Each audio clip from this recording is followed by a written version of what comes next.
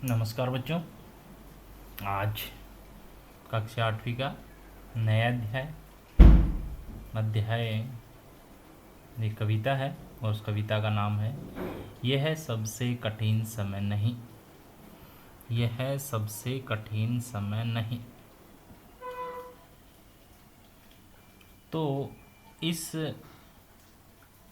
कविता की कवित्री हैं जया जादवानी। जया जादवानी नाम से ही पता चलता है कि ये कविता एक संदेश देती है। ये कविता एक संदेश देती है कि हमें जीवन में निरंतर आगे बढ़ते रहना चाहिए और हमें अपना लक्ष्य साधना चाहिए अथवा उसे ध्यान में रखते हुए आगे बढ़ते रहना चाहिए, क्योंकि समय सदा अच्छा ही होता है। आगे बढ़ने के लिए कोई विशेष समय का इंतज़ार नहीं करना चाहिए। तो इस कविता में कवित्री जया जादवानी ने यह बताने की कोशिश की है कि अभी निराश होने का समय नहीं है। हम चाहें तो प्रयत्न करके अपने लक्ष्य की ओर आगे बढ़ सकते हैं। तो इन्होंने विभिन्न उदाहरणों के माध्यम से यह लोगों को आशावादी बने रहने कर अपने लक्ष्य की ओर आगे बढ़ने का संदेश दिया है। कवित्री कहती है कि हे मानव, अभी तुम्हारे सामने कठिन समय नहीं है। मानव मन मनुष्य के लिए विभिन्न उदाहरणों के माध्यम से मनुष्य को ही सन्मार्ग पर लाने का प्रयास किया जाता है। इसलिए उन्होंने अनेक प्रकार के उदाहरण दिए जिसके माध्यम से ये प्रस्तुत किया जा सके कि निराश होने का समय नहीं है। हम चाहें तो अपनी कोशिश से प्रयत्न करके हमें अपने लक्ष्य की ओर बढ़ सकते हैं। इसमें उदाहरण दिया है, एक उदाहरण दिया है चिड़िया का।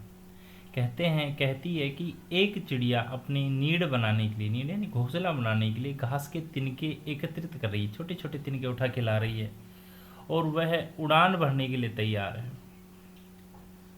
वो उड़ान भरने के लिए तैयार है, हमेशा तैयार रहती है, वो छोटे छोटे तिनके उठा।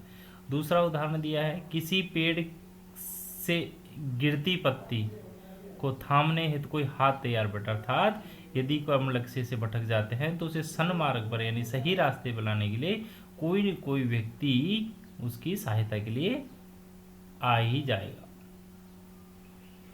तीसरा उदाहरण दिया है कि रेलगाड़ियां एक स्थान से दूसरे स्थान जाती हैं और स्टेशन पर भीड़ रहती हैं, क्योंकि रेलगाड़ियां मनुष्य को उसकी मंजिल तक पहुंचाती हैं। अभी भी एक रेलगाड़ी गंतव्य तक, गंतव्य डेस्टिनेशन जहां पहुंचना होता है, जाने को तैयार है और उसमें कहा गया है कि वहां गंतव्य पर कोई न कोई प्रियजन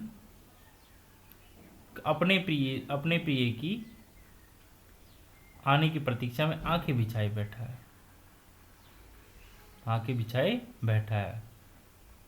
तो इसमें कवित्री ने ममता और वात्सल्य की ओर संकेत किया कि कोई व्यक्ति आग बिछाए बैठा है। इसी प्रकार सूर्यास्त होते ही बच्चे याद करने लग जाते हैं कि मम्मी पापा कब आएंगे, यानी शाम ढलते ही घर में स्वजनों का मतलब अपने परिवारजनों का इंतजार होने लगता है। ये ममता और वात्सल्य का भाव है। आखिरी बात में बताइए कवित्री ने कि सदियों से बूढ़ी नानी जो संसार भर के बच्चों की कहानियां सुनाती हैं, उनकी कहानी का अंतिम और महत्वपूर्ण हिस्सा भी बचा हुआ है जो बहुत ही शिक्षाप्रद है और अर्थात तुम अभी भी आगे बढ़ सकते हो। ये कविता का सारांश इसमें बताया सारांश इसमें बताया। तो कहने का मतलब तात्पर्य है, कवित्री ने कहा है कि अपने ऊंचाइयों की ओर बढ़ते रहना चाहिए और आशावादी दृष्टिकोण मन में रखते हुए अपने लक्ष्य की ओर बढ़ना चाहिए। उन्हें उत्कर्ष और आशावाद की ओर उन्मुख करके अपने लक्ष्य की ओर बढ़ना चाहिए। तुम्हारे मार्ग में कोई बाधा, कोई निराशा अवसाद नहीं है, कोई बाधा नहीं है, कोई अवसाद नहीं है। तुम्हें लक्ष्य सिद्धि से पूर्व रुकना नहीं है, क्योंकि अभी तुम्हारे जीवन में कठिन समय और निराशा का क्षण नहीं है।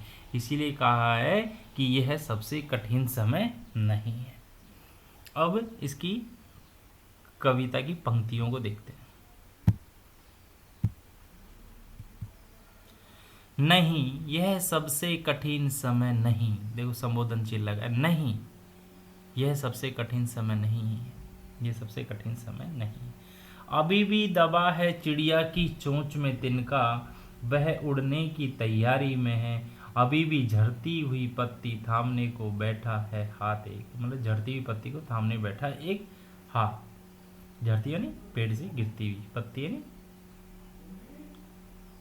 पेड़ की पत्तियां, छोटी छोटी लीव्स, थामना यानी सहारा देने।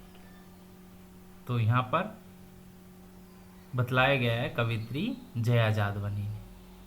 तो आप कैसे लिखेंगे? प्रस्तुत पंक्तियां, अगर भावार्थ आपसे लिखवाई जाए कि प्रस्तुत पंक्तियां हमारी हिंदी की पाठ्य पुस्तक वसंत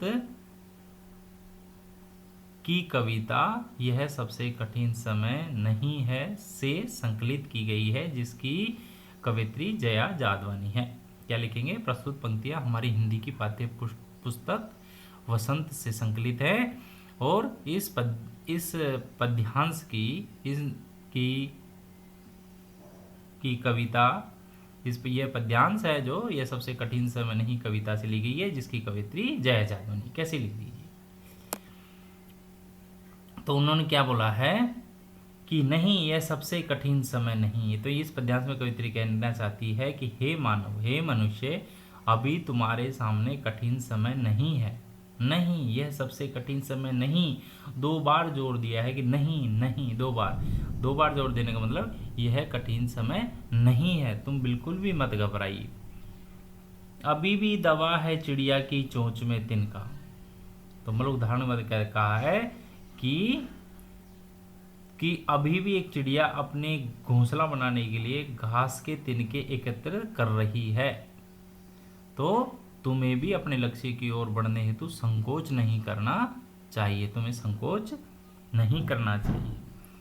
अभी भी एक चिड़िया अपना घोंसला बनाने के लिए घास के तिनके एकत्रित कर रही है और वह उड़ने की तैयारी अर्थात उड़ान भरने हेतु तैयार है, बिल्कुल उड़ने की तैयारी में है, मतलब उड़ान भरने के लिए बिल्कुल क्या है, तैयार है।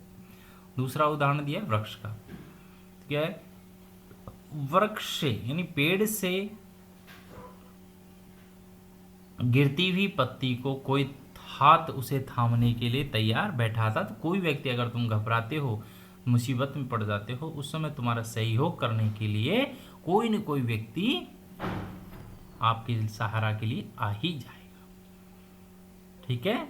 तो कहते हैं कि वृक्ष से गिरती हुई पत्ती को कोई हाथ उसे थामने के लिए तैयार बैठा है, अर्थात तुम अपने मार्ग पर आगे बढ़ो। यदि तुम लक्ष्य से भटक जाओ, कोई परेशानी में पड़ जाओगे, तो पत्ती को सहारा देने की भांति कोई अनुभवी व्यक्ति, कोई आपका है सहयोगी है, कोई सहारा देने वाला तुम्हें अवश्य ही सहारा देने आ जाएगा, अर्थात तुम्हें सन्मार्ग मार्ग पर लाने का प्रयास करेगा। तुम घबराइए मत, कोई न कोई व्यक्ति तुम्हारी सहायता करने के लिए आ ही जाएगा। हम देखते हैं कई बार उदाहरणों के माध्यम, कोई बेचारा अंधा व्यक्ति सड़क पार करने की कोशिश करता है, दोनों हाथों को आगे करके आगे बढ़ने की कोशिश करता है, नहीं बढ़ पाता है, परंतु कोई न कोई व्यक्ति जरूर उसे सड़क पार करवा देता है। कोई व्यक्ति भीख मांगता है, सभी भीख उसे पैसे नहीं देते, परंतु कोई न कोई व्यक्ति जरूर उसे पैसा दे देता है। तो मतलब कोई न कोई व्यक्ति है जो सहायता करने के लिए तैयार बैठा है, वो भगवान ने बैठा रखा है। तो हमें क्या रखना चाहिए? आशावादी होना चाहिए, हमें घबराना नहीं चाहिए परिस्थितियों से, उन परिस्थितियों का हमें सामना करना चाहिए। तो देखो, भाषा पढ़ने से समझ में आ जाती है, नहीं ये सबसे कठिन समय नहीं, अभी भी दबा है चिड़िया की चोंच में तिनका, वह उड़ने की तैयारी में, अभी भी झड़ती हुई पत्ती थामने को बैठा है हाथ एक है। तो मतलब बताया गया, तो भाषा अत्यंत सरल और सहज है, बहुत सरल समझ में आ जाती है। गद्यात्मक शैली का बोध हुआ है और संकेतात्मक दृष्टिकोण है ना, संकेतों के माध्यम से, विभिन्न उदाहरणों के माध्यम